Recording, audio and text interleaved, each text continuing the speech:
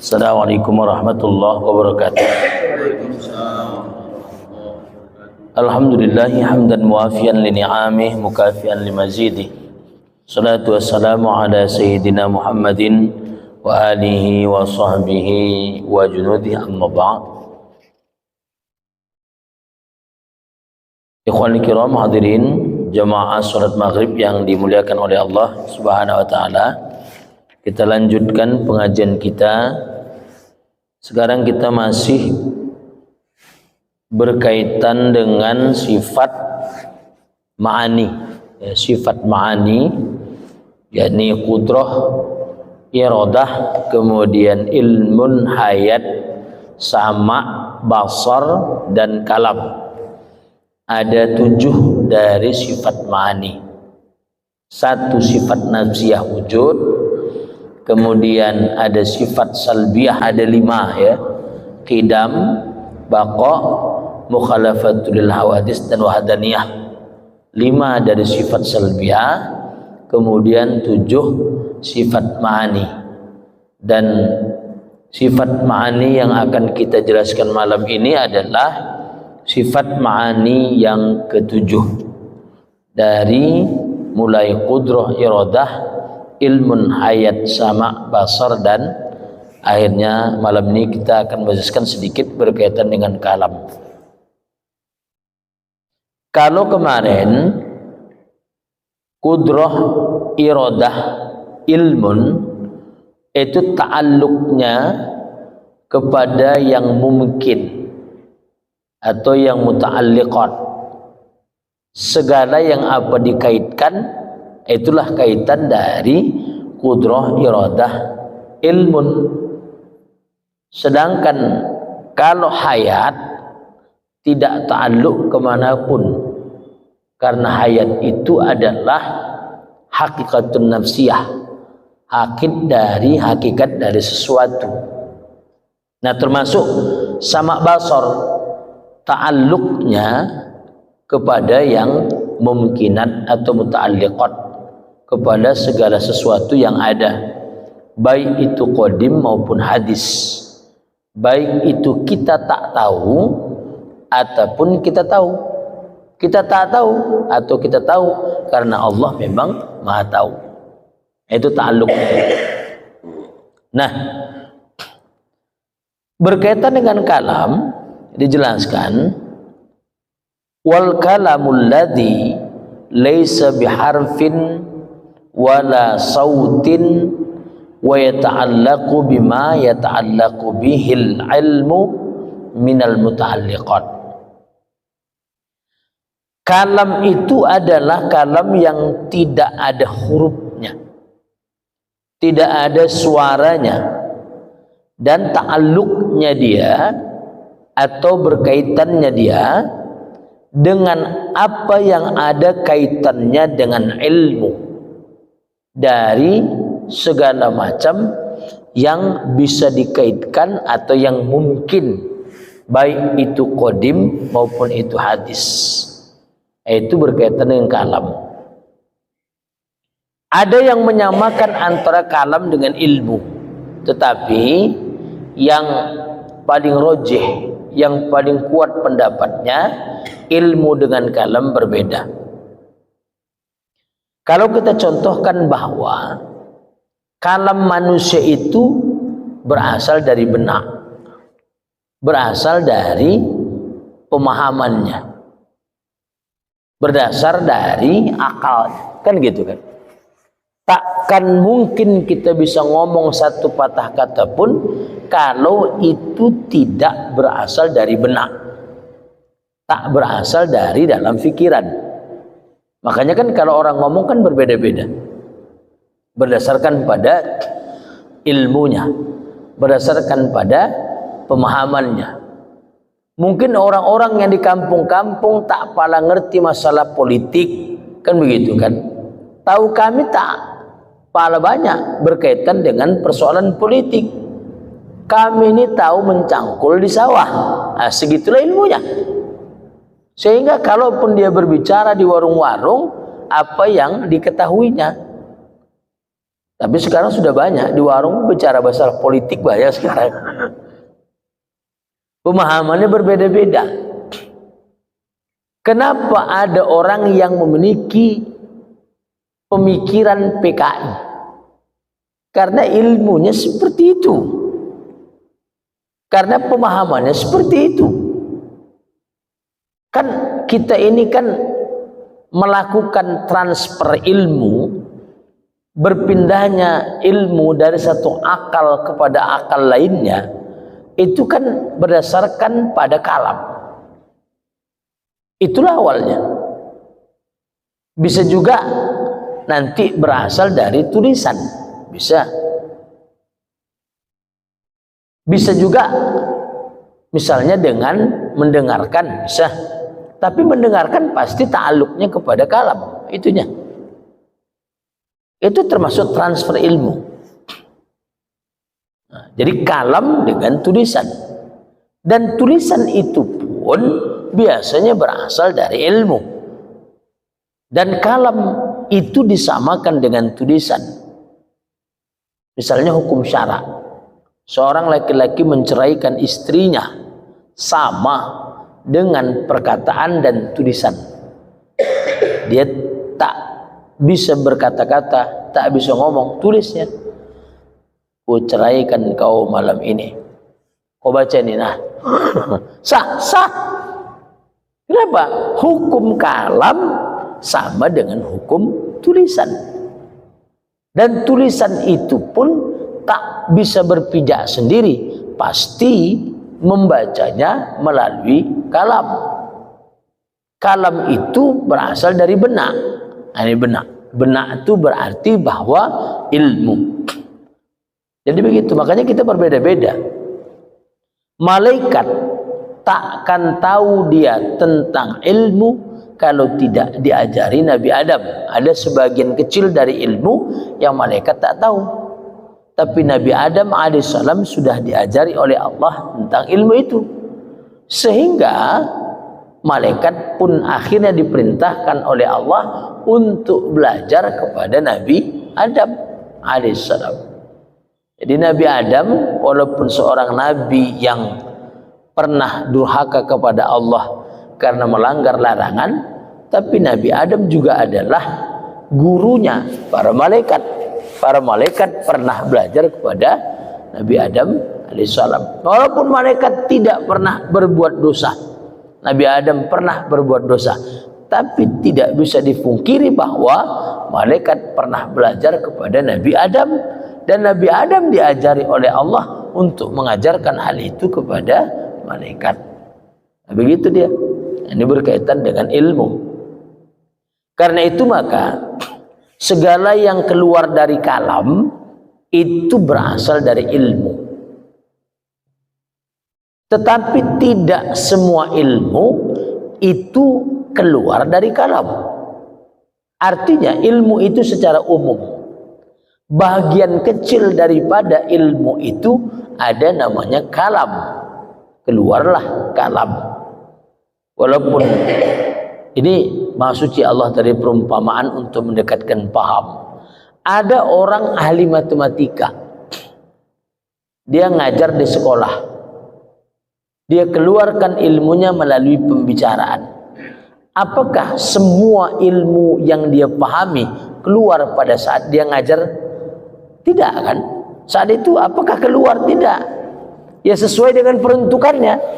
Kalau dia ngajar kelas 6, ilmu yang di kelas 6 itulah yang dikeluarkannya. Tetapi bukan berarti bahwa ilmu matematika yang di kelas 6 itu keluar semua, kan tidak. Yang pada hari itu pelajarannya apa misalnya, nah, itulah yang keluar. Nah, itu maksudnya. Jadi semua kalam itu pasti adalah ilmu. Jadi ilmu itu lebih umum, sedangkan kalam adalah satu bahagian dari ta'alluqnya kalam kepada ilmu, kaitannya kalam kepada ilmu tadi itu. Jadi kalam. Nah, ketika kita berbicara berkaitan dengan kalam, itu adalah bahagian dari ilmu. Maka kalau kita memahami kalam kita, itu kan berbeda-beda. paling tidak apa yang kita pahami hari ini ada tiga nih. Ada orang yang tak mau beragama, tak mau deh sama sekali. Nah, itu orang PKI, komunis, tak mau deh. Bahkan dia bilang bahwa Tuhan itu adalah hayalan manusia. Agama itu candu. Candu itu apa? Istilahnya agama ini sikap mental untuk menetapkan dirinya bahwa dia ikut pada suatu kelompok. Nah, itu maksud mereka itu tuh. Itu menurut mereka agama itu. Jadi agama itu menurut mereka candu. Candu itu apa? Ya tadi. Apa? Kalau misalnya ada orang, maaf, misalnya merokok, misalnya dia tidak berhenti merokok, merokok itu candu. Jadi disamakan dia begitu. Agama itu candu. Candu itu berarti apa? Sesuatu yang mereka tidak bisa memisahkannya. Sudah menjadi tabiat, begitu. Kebiasaan. Agama itu kebiasaan saja. Menurut PKI itu begitu. Tuhan itu apa yang dihayalkan oleh manusia. Ketika kau katakan Tuhan pada akalmu, Tuhan itu ada. Ketika kau katakan Tuhan itu tidak ada, maka Tuhan itu tidak ada. Nah, begitu. Itu pemahaman PKI itu begitu. Adapun yang lain-lain itu apa ajanya itu. Politik supaya orang tertarik dengan pemikiran komunis. Padahal sebenarnya komunis itu anti Tuhan, anti agama. Makanya dulu ada istilah pada masa Soekarno itu ada istilah apa namanya, marhainisme. Marhainisme itu oleh sebagian penulis mengatakan politik saja, politik untuk mencekokkan pemikiran komunis ke dalam hati manusia, yang mengatakan bahwa ketidakadilan harus dimusnahkan. Padahal inti awalnya dari komunis manapun, dari sosialis manapun, itu sama. Asalnya pemikirannya sosialis. Sosialis itu artinya adalah orang yang hidup sama rata sama rasa. Itu sosialis itu. Makanya kalau kita membahas keadilan sosial, beda dengan keadilan. Kalau keadilan berarti bahwa menginginkan keadilan.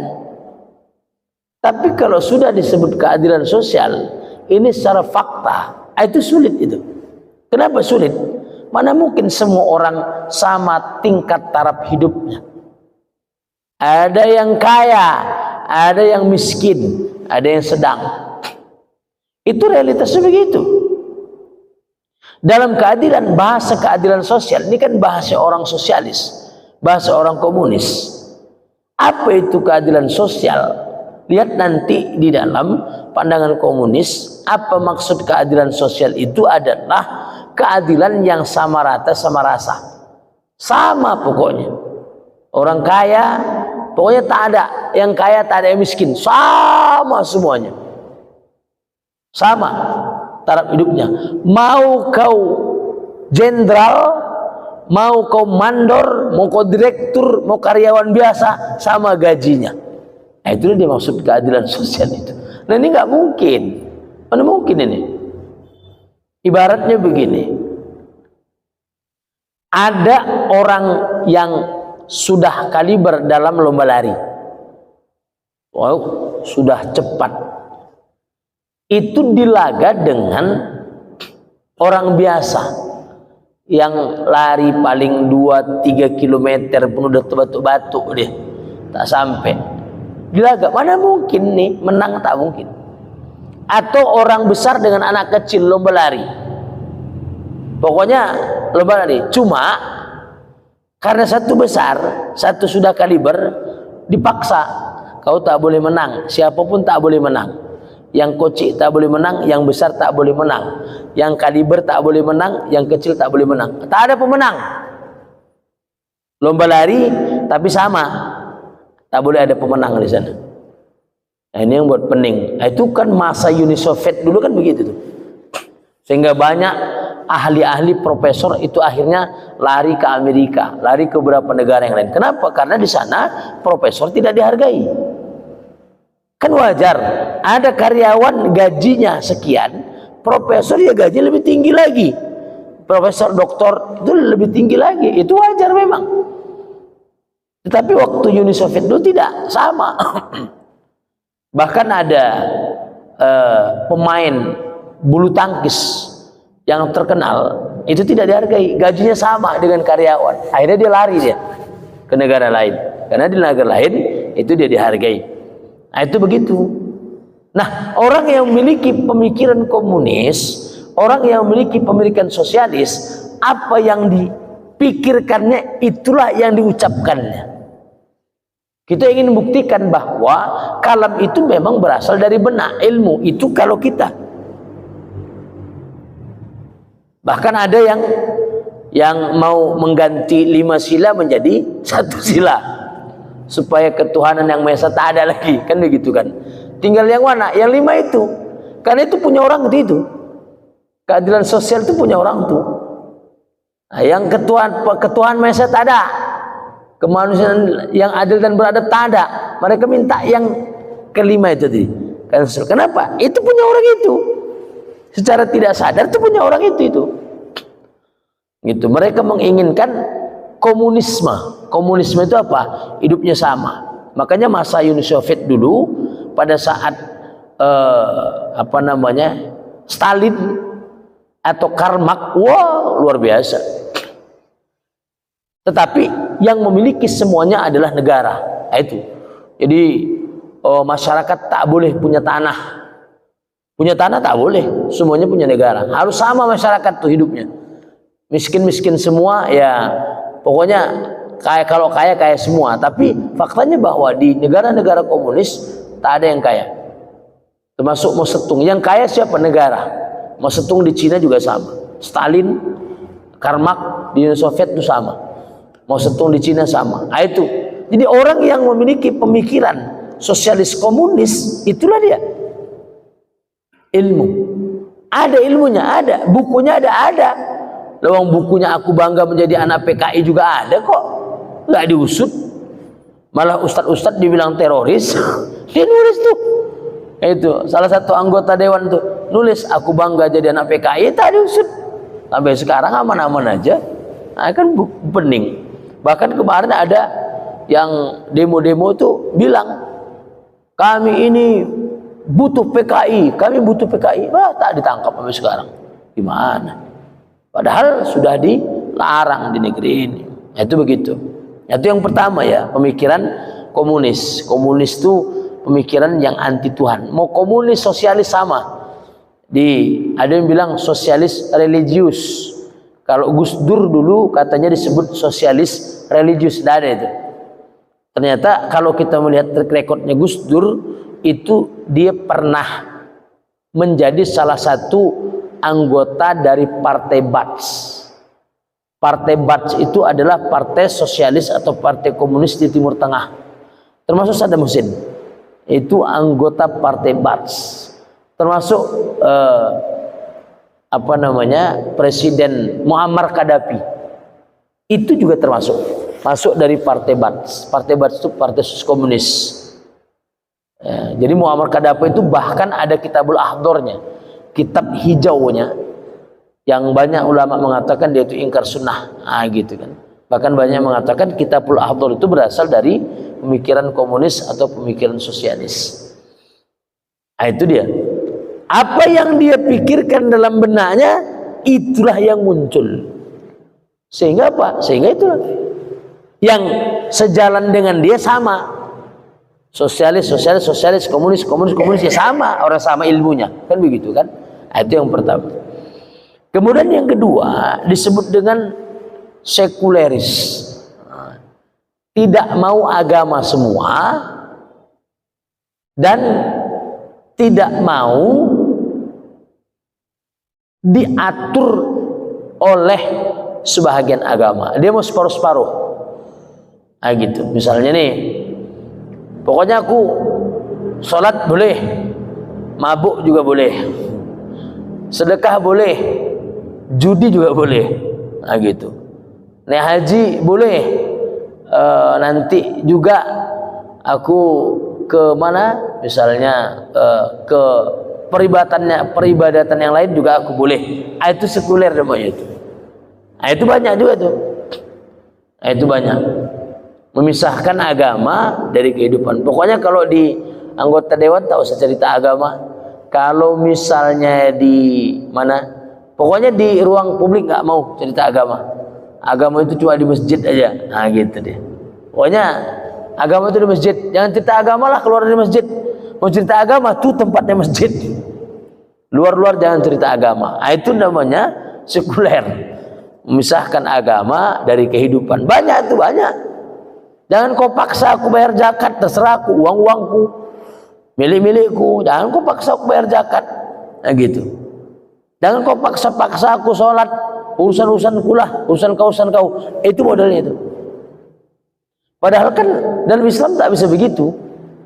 Ya, bahkan dalam Al-Quran disebutkan, khudz min amwalihim shadaqatan tutahhiruhum wa tuzakkihim biha.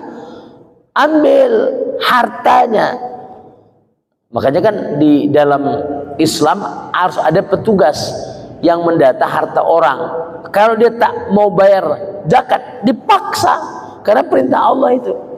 Bahkan di masa Abu Bakar As-Siddiq radhiyallahu an, orang nggak mau bayar zakat itu diperangi. Di masa Abu Bakar itu ada dua kan, satu orang yang meninggalkan agama atau murtad, satu lagi orang yang tak mau bayar zakat. Sempat Abu Bakar As-Siddiq radhiyallahu an dengan Umar bin Khattab itu berdebat dalam masalah itu.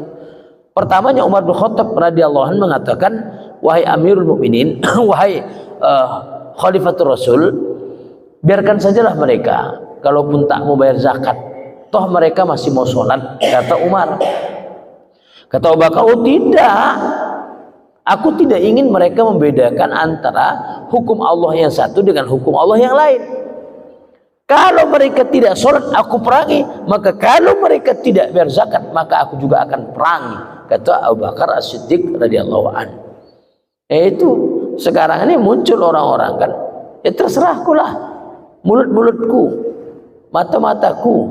Macam dulu ada berantem di Perbaungan tetanggaan gara-gara lagu Ayu Ting Ting itu deh. Lagu Bang, tak apa, pokoknya ada lagu dangdut lah gitu. Rupanya lagu ini kuat kali sampai terdengar tetangga sebelah.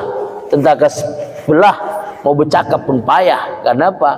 Karena tadi itu, oi, kata tetangga sebelah, kok kau hidupi kuat kali? Kata tetangga yang hidupi, terserahku lah, rumah-rumahku, speaker-speakerku, gitu kan. Mau kuat-kuat di rumahku. Iya, tapi telinga-telingaku, aku yang dengar di sini. Berantem, masuk pengadilan pakam. Jadi dalam Islam tak bisa begitu. Tapi dalam sekuler itu begitu. Hidupnya nafsi-nafsi, 50-50. Sehingga kan biasa. Ini memang banyak ya, banyak kejadian. Misalnya, saya tak tahu apakah istri simpanan atau selingkuhan itu, atau misalnya apa namanya itu, kumpul kebo, itu kan kalau di masyarakat kita diawasi. Tapi nanti ada mungkin komplek-komplek tertentu yang tak open, dia terserah mau dia kumpul kebo, mau kumpul lembu, mau kumpul kambing. Ada yang begitu, modelnya itu begitu, ada model begitu itu. Kan ada orang begitu juga ya.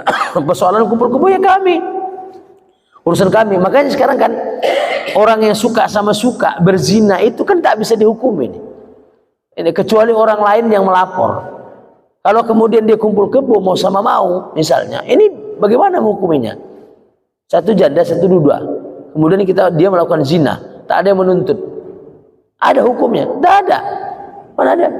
Kecuali si laki-laki ada istri, istrinya menuntut, itu sikap atau apa namanya itu, kelakuan apa namanya, tidak bermoral atau apalah namanya tuntutannya. Tapi jelas bahwa orang yang berzina suka sama suka itu tak ada hukumnya, boleh gitu, boleh.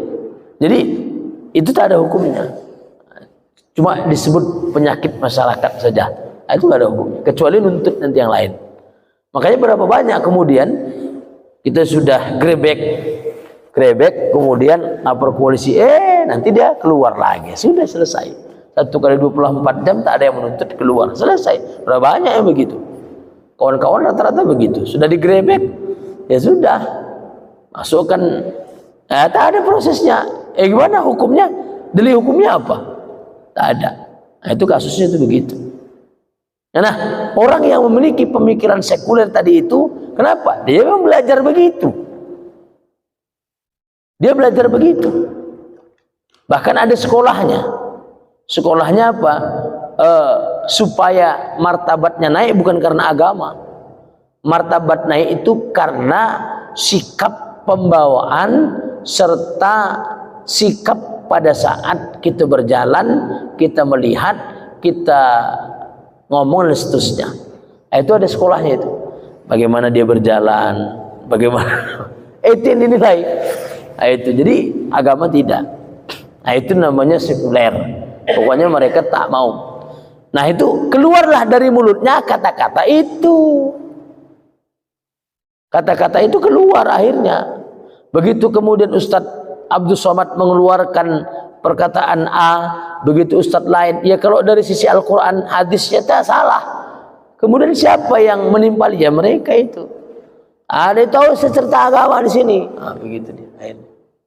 Itu makanya Habib Rizik waktu itu kan kesal. Ini betul bukan negara agama, bukan negara Islam, tapi ini bukan juga negara setan, kata dia gitu. Itu hati-hati orang-orang itu banyak itu. Nah, yang ketiga tadi, orang yang ingin hidup dalam agama itu berbeda. Dia ingin keluarganya sesuai dengan agama Islam, dia ingin masyarakatnya sesuai dengan agama Islam, dia ingin negaranya sesuai dengan agama Islam, dia ingin pengetahuannya sesuai dengan agama Islam. Ada orang seperti itu sehingga ngomongnya juga berbeda. Jadi semuanya ini, baik tadi yang disebut dengan orang yang memiliki ilmu sebagaimana komunis, sebagaimana sosialis, orang yang memiliki ilmu sebagaimana orang-orang sekuler tadi itu, atau bahasa lainnya ada yang mengatakan kapitalis gitu. Kenapa? Karena mereka itu niatnya tak ada pahala sedikit pun. Kenapa disebut kapitalis? Niatnya tak ada pahala. Pokoknya dalam mutaknya itu, dalam pemikirannya bahwa the time is money. Waktu itu adalah uang, gitu. Cerita pahala tak ada. Kalau kita kan ada cerita pahala. Mengaji kenapa? Mendapat pahala. Sholat kita mau dapat pahala. Wirid kita mau dapat pahala. Yang lain-lain mendatang itu terserah lah. Kita dapat rezeki, kita dapat apa, itu lain. Yang penting niat kita mencari pahala. Dalam istilah orang sekuler, orang kapitalis ini, pahala mana ada? Tak ada itu pahala. Tak ada pahala itu, tak ada. Makanya tadi yang kita saksikan, agama itu hanya dijadikan sebagai bualan politiknya, jualannya ada. Kenapa dia mau berinfak, bersedekah supaya dia dipilih balik? Ada yang begitu. Dan saya melihat 2 kali begitu. Si fulan, saya tak sebut nama. Dia mau nyumbang ke masjid sekian, tapi dia minta berapa nanti suara yang kau bisa berikan sama kami. Coba bayangkan, masjid digituin. Ada manusia, ada. Di mana tuh? Tanjung Merawan di mana ada. Kenapa? Saya melihat 2 kali begitu. Astagfirullah. Sampai begitu sih. Tak ngerti dia bahwa akhirat itu lebih besar. Mati itu pasti menunggunya. Dunia ini apalah. Tapi begitulah. Ingin menyumbang ke masjid, dia mengatakan, berapa suara yang bisa ku kasih? Bahkan itu dia, ada orang yang tak malu-malu untuk persoalan masjid pun dikorupsi. Kasus itu begitu. Berapa? Oh ya, 50-50 ya, 50-50. Ada. Karena saya dulu pernah jadi ketua BKM, gitu juga kasusnya. Nah itu. Kalau itu betul ada. Dia datang, mau dia ngasih sekian. Katakanlah misalnya 100 juta atau 200 juta. Ayo kasih. Tapi berapa suara yang bisa kau raup? Kau kasihkan sama aku. Kalianlah bekerja nih ketua BKM untuk aku suaranya. Berapa? Kalian bisa jamin.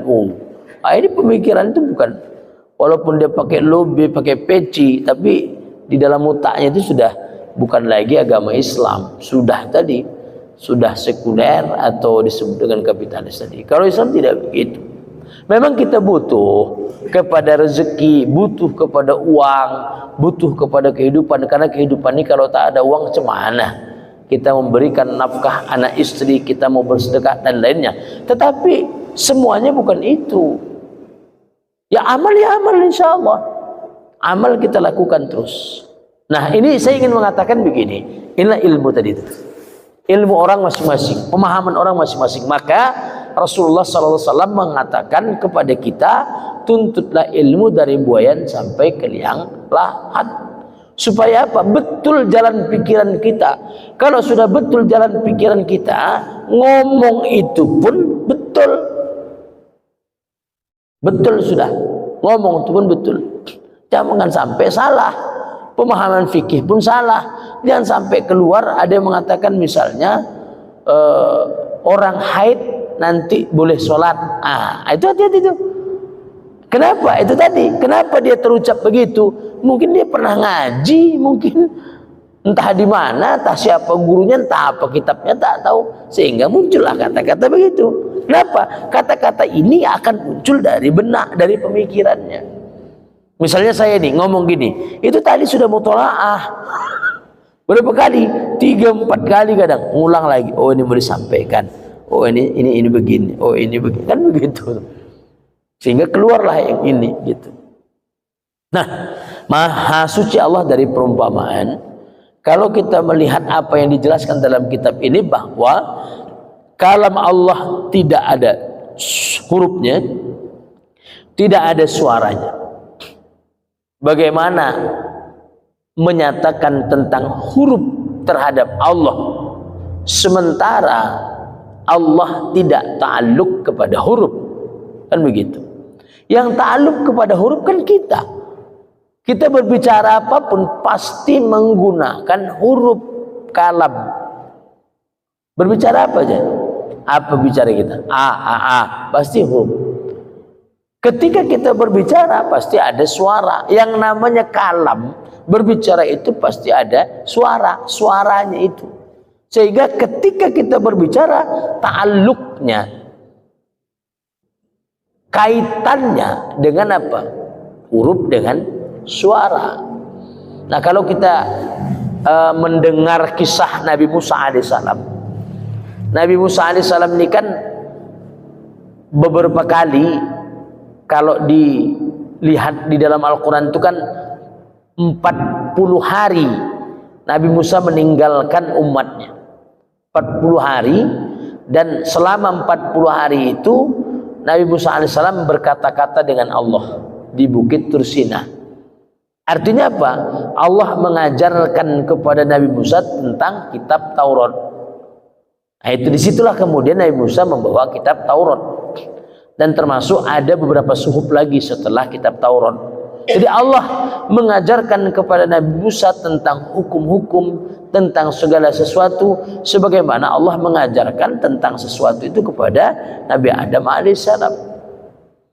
Walaupun banyak riwayat, tapi saya tidak melihat riwayat itu sahih atau tidaknya. Tapi ada riwayat yang mengatakan bahwa Nabi Musa berkata-kata dengan Allah melalui perantaraan api. Ada yang mengatakan melalui perantaraan pohon, ada yang mengatakan melalui perantaraan batu dan seterusnya. Walaupun ada yang menyangkal bahwa Allah berbicara kepada Nabi Musa dengan membuka hijabnya. Dengan itulah kemudian Nabi Musa sangat nikmat berkata-kata dengan Allah, hingga kemudian Nabi Musa pernah menutup telinganya karena tidak ingin mendengar kata-kata makhluk, terngiang-ngiang kelezatan kata-kata Allah ke dalam telinganya. Nah, itu ada riwayat yang menyatakan begitu.